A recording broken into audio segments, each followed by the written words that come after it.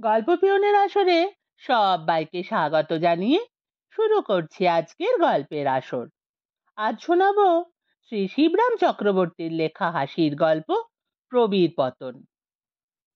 শুরু করছি আজকের গল্প প্রবীর পতন।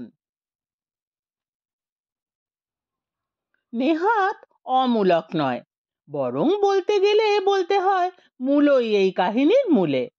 কথায় বলে শত্রুর শেষ রাখতে নেই, সমূলে তাকে সংহার করাই উচিত। আমার সংহার পর্বটা প্রায় তার কাছাকাছি যায়, সমূলে তাকে আমি শেষ করেছি। সেদিন রবিবার হলেও সবাই আমরা গেছি স্কুলে। আমরা মানে আমাদের সেকেন্ড ক্লাসের ছেলেরাই কেবল। আমাদের ক্লাসে গিয়ে জমেছি সকলে। স্কুলের বার্ষিক উৎসবের দিনে একটা নাটক অভিনয়ের কথা হচ্ছিল। সেদিন সেই নাটকের মহড়া শুরু হবার কথা।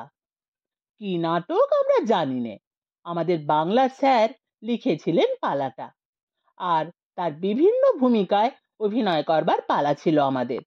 সেদিনকে সেই সব পাঠ বিলি হবার কথা।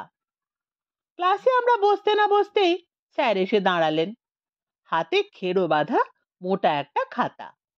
সেইতেই তার স্বরচিত নাটকের কপি বলে মনে হলো আমাদের। জনাকে কেউ জানো তোমরা? ক্লাসে বসেই তিনি শুধলেন আমাদের। কারো মুখে কোনো জবাব নেই। কোন জনার কথা উনি বলছেন কে জানে, কত জনাকেই তো জানি। প্রবীরের মা জনা, তিনি জানালেন। আমরা সবাই একদৃষ্টে প্রবীরের দিকে তাকালাম। প্রবীর তো তার মার নাম কোনোদিন আমাদের জানায়নি স্যার। আমি বললাম, জানবো কি করে? কেউ কি তার মার নাম কখনো মুখে আনে? আপত্তি করে প্রবীর। আনতে আছে কি? মা গুরুজন না? মহাগুরু, সায় দিলেন মাস্টারমশাই। কিন্তু আমাদের প্রবীরের মার কথা এখানে হচ্ছে না। পৌরাণিক প্রবীরের কাহিনী নিয়েই আমার নাটকটা। মহাভারতের প্রবীর, যেমন বীর তেমনি যোদ্ধা, তাকে নিয়েই আমাদের এই পালা। আর সেই প্রবীরের মার নামই হচ্ছে জনা। ও, তাই বলুন স্যার, হাঁপ ছেড়ে আমরা বাঁচলাম।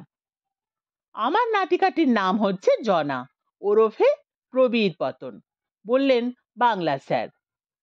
মহাকবি গিরিশচন্দ্রের বিখ্যাত বই জনাকে কেটে ছেঁটে তোমাদের উপযোগী করে বানিয়েছি আমি।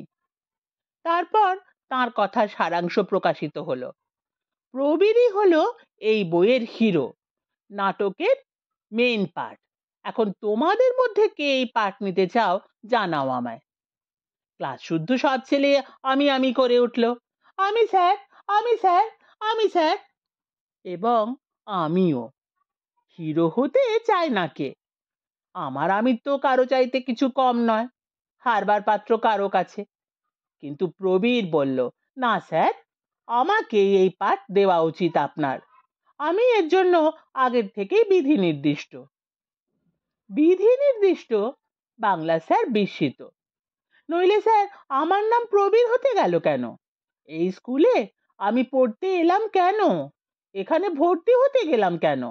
এই ক্লাসে প্রমোশনই বা পেলাম কেন?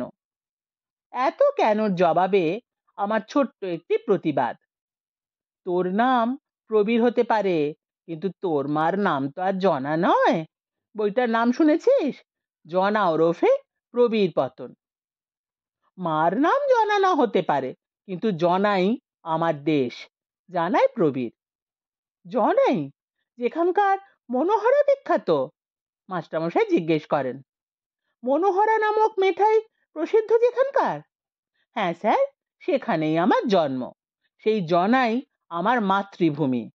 আর ভূমা আর মাতৃমা তো এক, তাই নয় কি স্যার? তা বটে, ঘাড় নাড়েন বাংলা স্যার। সে কথা ঠিক। জননী জন্মভূমিশ্চ স্বর্গাদপি গরীয়সী।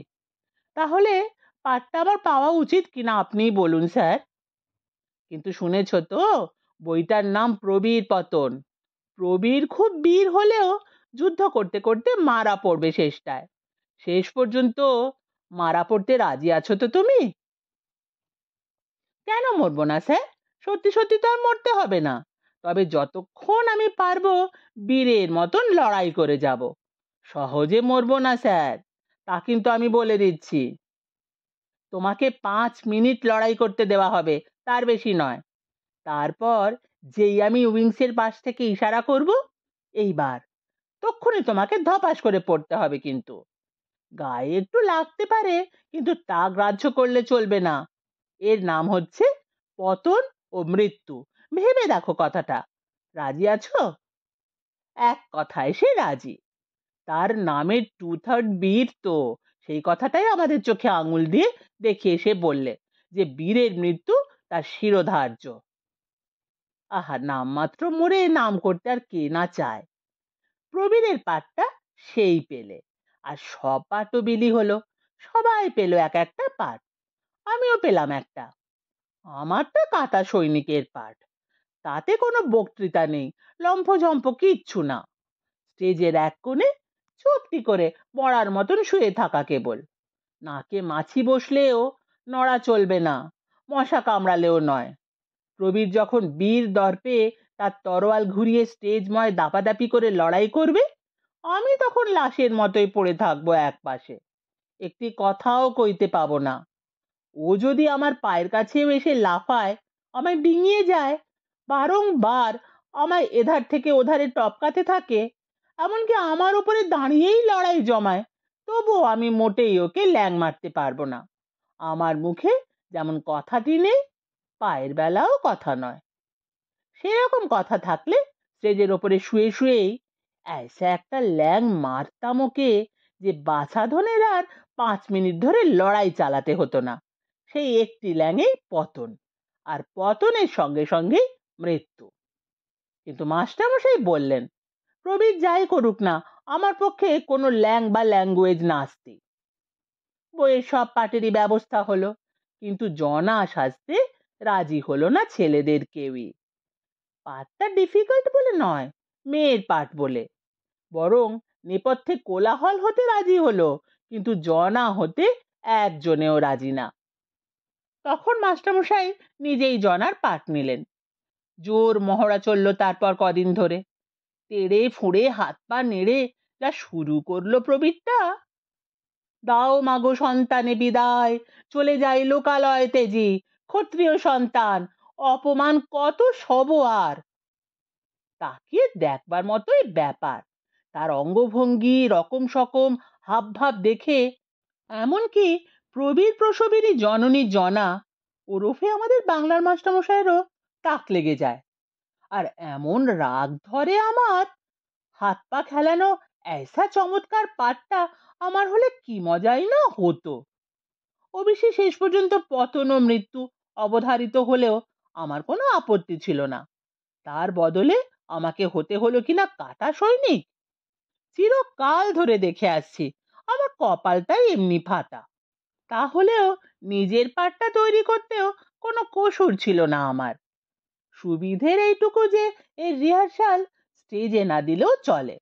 নিজের ঘরে বিছানায় শুয়ে শুয়েই আরামে রপ্ত করা যায় বেশ খানিকক্ষণ নিষ্পন্দ হয়ে পড়ে থাকা। এই বই তো আর নয়। বিছানায় শুয়ে শুয়েই মতলব খেলতে থাকে আমার মাথায়। দাঁড়াও বৎস, তোমার ওই হাত পা নেড়ে বক্তৃতা দেওয়া বার করছি আমি। ল্যাং মারতে না পারি, কিন্তু তোমার ওই ল্যাঙ্গুয়েজেই মারবো তোমায়। ল্যাংয়ের ল্যাঙ্গুয়েজে নাই মারলাম, ল্যাঙ্গুয়েজের ল্যাং মেরেই কেড়ে ফেলবো তোমাকে। দাঁড়াও না। উৎসবের দিন সকালবেলায় এক কোঁচর মুড়ি আর আস্ত একটা মূলো নিয়ে প্রবীরের পাড়া দিয়ে যাচ্ছি। দেখি যে তখনও সে তার পাট নিয়ে দারুণ শোরগোল তুলেছে। সারা বাড়ি ফাটিয়ে পাট দিয়ে তার বাড়াবাড়ি। সামনে দিয়ে আমায় যেতে দেখেই সে বলে, কি খাচ্ছিস রে? মুড়ি আর মূলো। দিবি আমায় দুটি? তা খা না, কত খাবি খা। বাজার থেকে আজ এক ঝুড়ি মূলো নিয়ে এসেছে আমাদের বাড়ি। তুই খা ততক্ষণ, আমি পোস্ট অফিস থেকে বাবার জন্য ডাক টিকিট কিনে আনি। বলে মূলো আর মুড়ি তার জিম্মায় রেখে আমি চলে গেলাম। বেশ খানিকক্ষণ বাদে ফিরে এসে দেখি মুড়ির স্বাদ আর আমায় পেতে হবে না। মুড়ির সঙ্গে আস্ত মূলোটিও খতম। আমূল সে শেষ করেছে সবটা। যাকে, খাগে। কথায় বলে বীরভোগ্যা বসুন্ধরা। সেই বসুন্ধরার সামান্য একটা মূলোর গোটাটাই সে হজম করবে, সে আর বেশি কি। আজকের দিনটির বীর তো ওই প্রবীরই। উৎসবের ক্ষণটি এলো অবশেষে। ঠিক দুপুর বেলায় স্কুলের প্রাঙ্গণে খাটানো শামিয়ানার তলায় প্রথম সারিতে বসে হেড স্যার, জেলার ম্যাজিস্ট্রেট আর পুলিশ সাহেব এবং আমাদের ছোট্ট শহরের আরো সব বড় বড় লোক। দৃশ্যপট উঠল স্টেজের। আলুলায়িত কুন্তলা জনা, ছদ্মবেশে আমাদের বাংলা স্যার, স্টেজের মাঝখানে দাঁড়িয়ে, আর প্রবীর তার সামনে খাড়া। কাটা সৈনিকের ন্যায় আমি রণক্ষেত্রের এক পাশে ধরাশায়ী। হাত পা নাড়া দিয়ে শুরু হলো প্রবীরের। দাও মাগো সন্তানে বিদায়, দাও মাগো। হেচকিরা এসে ওর বক্তৃতার তোড়ে বাধা দিতে লাগলো। দাদার মামা পাচ্ছ কোথায়? ফিসফিস করলেন জনা। তোমার তো তোতলামি ছিল না, এই ব্যারাম আবার কবে থেকে? প্রবীর জনা জনান্তিকে এই সেরেছে। প্রবীর, চলে যাই।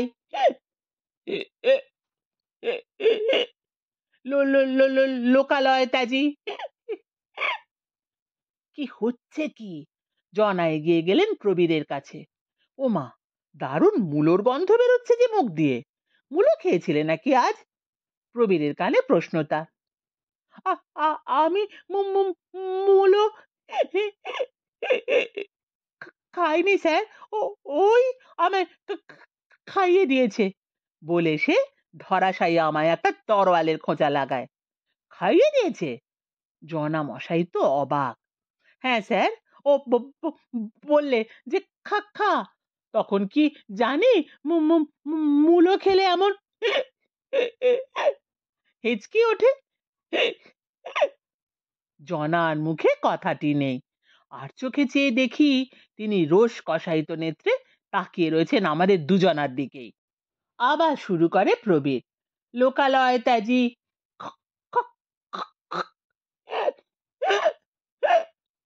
প্রবীরের ক্ষয় শেষ হয় না, কিন্তু ওকে ক্ষয়িষ্ণু হতে দেখে মাস্টারমশাই সহিষ্ণু থাকতে পারলেন না। খুব হয়েছে, বেশ চড়া গলাতেই বলে ফেললেন স্যার। কিন্তু প্রবীরের হেঁচকি উঠতেই লাগলো।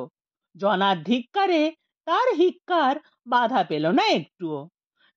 জানি স্যার, ও আমার শত্রুর, চিরদিন জানি, কিন্তু এত বড় শত্রুর তা আমি জানতুম না স্যার বলে সে আমাকে একবার আবার তরোয়ালের খোঁচা দেয়।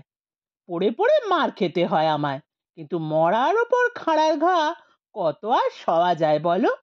আমি লাফিয়ে উঠি, উঠে দৌড় মারি স্টেজ থেকে, আর প্রবীর এদিকে প্রাণ ভরে হেঁচকাতে থাকে। হেঁচকি সমেত প্রবীরকে এক হ্যাঁচকায় টেনে নিয়ে জনাও স্টেজ থেকে অদৃশ্য হন। জবনিকা পড়ে যায়, অট্টহাস্যে শামিয়ানা পেটে পড়ে। আমি ততক্ষণে তার ত্রিসীমানা থেকে কেটে পড়েছি। সংস্কৃতের স্যার তার ব্যাকরণের সূত্রে নিপাতনে সিদ্ধ কতবার করে বুঝিয়েছিলেন ক্লাসে, কিন্তু আমাদের মাথায় ঢোকেনি। আজ প্রবীরের নিপাতনে আমার সিদ্ধি লাভ হওয়ায় তার মানে হাড়ে হাড়ে টের পেলাম আমি। তরোয়ালের খোঁচাগুলোই টের পাইয়েছিল আমায়, আর এর মূলে ছিল সেই মূলো। মূলত আমি হলেও মূলোকেই আসলে আসামি করা উচিত। শুনছিলেন শ্রী শিবরাম চক্রবর্তীর লেখা হাসির গল্প প্রবীর পতন। কেমন লাগলো কমেন্ট করে জানাবেন। ফিরে আসছি আবার কোনো নতুন গল্প নিয়ে।